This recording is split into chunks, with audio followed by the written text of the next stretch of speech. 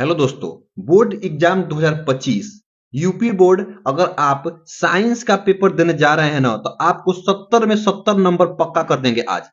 Most 25 यानी 25 most important topic मैं आपको कराने वाला हूं, जो कि बोर्ड में हर साल पूछा जाता है। ठीक है, आप अगर क्लास 10वीं के छात्र हैं तो ये वीडियो आपके लिए बहुत ही इंपॉर्टेंट होने वाला है। तो आइए हम देखते हैं। सबसे पहले देखिए, यहां से आपको मिलेगा पहला नंबर बहुविकल्पी प्रश्न, दूसरा नंबर लघु उत्तरीय प्रश्न और तीसरा नंबर आपका विस्तृत प्रश्न। ठीक है, इसमें अगर आप मात्र 25 टॉपिक को अगर आप तैयार कर लेते हैं ना, तो आपको 95% मार्क पाने में कोई नहीं रोक पाएगा। ठीक है, तो आइए सबसे पहले देखिए हम टॉपिक पढ़ते हैं। सबसे पहला टॉपिक है आपका केमिस्ट्री यानी कि रासायनिक विज्ञान। रासायनिक विज्ञान में कौन कौन टॉपिक है, आइए देखते हैं। पहला टॉपिक हम लिखे आपको यहाँ, पहला नंबर टॉपिक है, फर्स्ट टॉपिक कि रासायनिक अभिक्रिया क्या है, इसके सभी प्रकार, अभिक्रिया व उदाहरण सहित लिखिए। जिसमें पहला आता है आपका संयोजन अभिक्रिया, दूसरा वियोजन अभिक्रिया, तीसरा विस्थापन अभिक्रिया, चौथा द्विविस्थापन अभिक्रिया,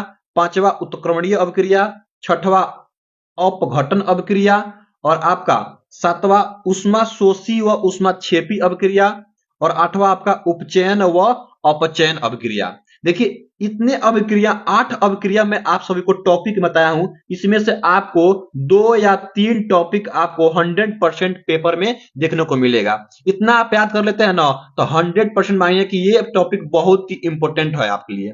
तो कम से कम इसमें से आपको 8 याद होना चाहिए, तो आपको 3 या 4 टॉपिक पेपर में जरूर मिलेगा। ठीक है, अगला देखिए, अगला आपका मोस्ट इंपोर्टेंट क्वेश्चन है कि दैनिक जीवन में अपचयन अभिक्रियाओं के प्रभाव। देखिए, पहला आपका है संक्षारण और दूसरा है विकृत गंधता। जब आप अपचयन अभिक्रिया पढ़ लेंगे ना, तो अपने आप आपको ये दोनों कंडीशन, आपका दोनों ये टॉपिक अपने आप क्लियर हो जाएगा। तो मैं आपसे यही उम्मीद करता हूं कि आप दोनों को आराम से पढ़ के और अच्छे से परिभाषा लिखिएगा, ताकि कोई दिक्कत ना हो। ठीक है, अगला मोस्ट इंपोर्टेंट टॉपिक आपका ये है, कह रहा है कि रासायनिक अभिक्रियाओं को संतुलित करना। पिछले साल 2024 में संतुलन से हर 7 सेट में आपको 2 क्वेश्चन मिला था, 7 सेट में। तो इस साल भी 2025 के पेपर में भी आपको 100% 2 क्वेश्चन मिलने वाला है, जो कि आपको संतुलन करना होगा। ठीक है, तो इसको बहुत ही इंपॉर्टेंट टॉपिक है, इसको आप VVI मान लीजिए, ये वेरी इंपॉर्टेंट क्वेश्चन। ठीक है, तो इसको आप तैयार करके जाइएगा। अगला देखिए, अगला आपका यहाँ पे है अम्ल, क्षारक एवं लवण क्या है। अम्ल की परिभाषा, क्षारक ये नहीं रहेगा, क्षारक की परिभाषा, लवण क्या है, इसके रासायनिक गुणधर्म, इसके रासायनिक गुणधर्म भी आपको लिखना होगा। अगला मोस्ट इंपोर्टेंट टॉपिक है आपका आंकिक प्रश्न, न्यूमेरिकल। अब देखिए, कोई बोलेगा कि आंकिक प्रश्न क्या होता है, तो केमिस्ट्री में आपको आंकिक प्रश्न पीएच मान से पूछता है, और ये बच्चे, अधिकतर बच्चे ये छोड़ कर आते हैं। आप इसको तैयार कर जाइएगा, आपको 2 नंबर में दोनों मिलेगा। ठीक है, तो ये बहुत ही इंपॉर्टेंट टॉपिक है आपका आंकिक प्रश्न, न्यूमेरिकल वैल्यू है। ठीक है, उसके बाद देखिए यहाँ पे आपका छठा नंबर है क्लोरोक्षार।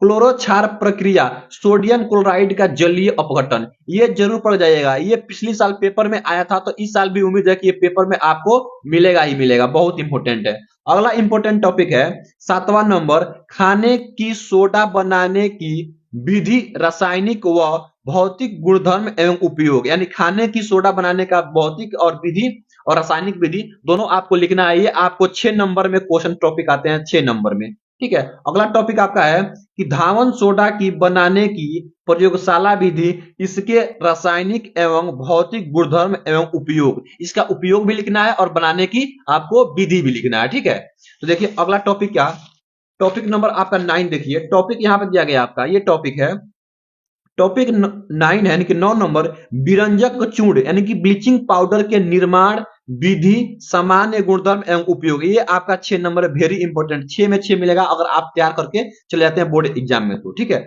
अगला देखिए, अगला आपका क्वेश्चन नंबर 10 है, प्लास्टर ऑफ पेरिस बनाने की भौतिक विधि व रासायनिक गुणधर्म एवं इसके उपयोग। ये देखिए, जितना भी आपको हम उपयोग बता रहे हैं ना, ये आपको 100% 6 नंबर वाला क्वेश्चन है, तो आप इसको तैयार करके जाइएगा। मैं आशा करता हूं आपसे कि आप लोग इसमें 90+ नंबर पाने वाले हैं। ठीक है, क्वेश्चन नंबर 11 है, क्रिस्टल के जल से आप क्या समझते हैं, यानी क्रिस्टल के जल से आप क्या समझते हैं। ये क्वेश्चन बहुत ही इंपॉर्टेंट, वेरी इंपॉर्टेंट है, इसको आप तैयार करके जाइएगा। अब देखिए टॉपिक नंबर 12 है, कह रहा है धातु एवं अधातु क्या है, इसके भौतिक व रासायनिक गुण लिखिए। धातु और अधातु आप लोग पढ़े होंगे धातु और अधातु चैप्टर में, वहां से इसका परिभाषा और इसका क्या भौतिक गुण व रासायनिक गुण लिखने के लिए आएगा। तो आई होप, मैं आशा करता हूं कि आप लोग इसको लिख करके आइएगा, ठीक है, राइट है। अगला देखिए 13 नंबर है कि सक्रियता श्रेणी का उपयोग व उदाहरण, यानी सक्रियता श्रेणी और उसका उपयोग और उसका उदाहरण दोनों लिखकर आइएगा, राइट।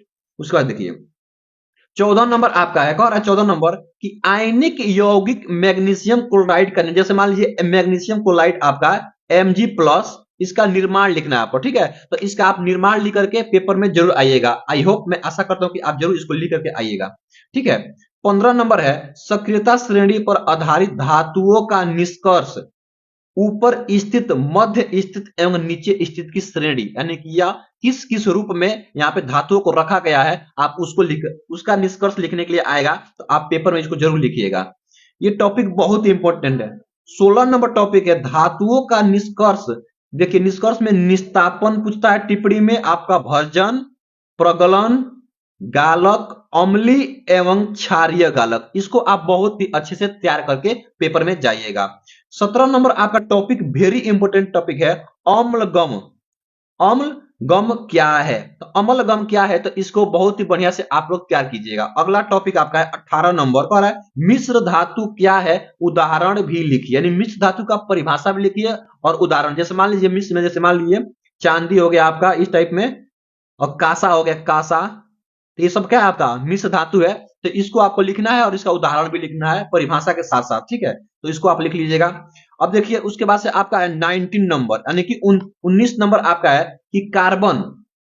कार्बन क्या है, ये आपका चैप्टर नंबर कार्बन से है। कार्बन क्या है, संतृप्त व असंतृप्त हाइड्रोकार्बन से आप क्या समझते हैं, जितना इसमें संतृप्त और असंतृप्त हुआ उसको बारे में लिखना है, उसका परिभाषा भी लिखना है। उसके नीचे देखिए कह रहा है एल्केन, एल्कीन व एल्काइन के सूत्रों को उदाहरण सहित समझाइए। जैसे मान लीजिए एल्कीन नहीं है, जैसे ये CH4 इस टाइप में एल्कीन एल्केन है, तो इसका आपका उदाहरण भी लिखना है और इसको आपका परिभाषा भी लिखना है। तो दोनों लिख करके आइएगा। टॉपिक नंबर देखिए 20 है महत्वपूर्ण टिप्पणियां। जैसे मान लीजिए समवायता, उसके बाद से समजातीय श्रेणी से पूछेगा, समजातीय श्रेणी क्या होता है, एष्टीकरण आपसे पूछ देगा, साबुनीकरण आपको तैयार करना है, प्रतिस्थापन अभिक्रिया आपको तैयार करना है, द्विविस्थापन अभिक्रिया तैयार करना है, ठीक है। उसके बाद से दहन की प्रक्रिया क्या करना है, ऑक्सीकरण की प्रक्रिया क्या होता है, अभिक्रिया। इसको आप बहुत ही अच्छे से तैयार करके बोर्ड पेपर में, बोर्ड का पेपर देने जाइएगा, ठीक है। उसका देखिए दो और आपका टॉपिक है जो लास्ट और बहुत ही important, very very important topic है ये आपका 6 नंबर का आता है। 6 में 6 आपको मिलेगा कैसे, देखिए 21 नंबर टॉपिक हो रहा है कि मेंडलीफ की आवर्त सारणी व इसके सामान्य लक्षण एवं दोष व उपलब्धियां लिखिए।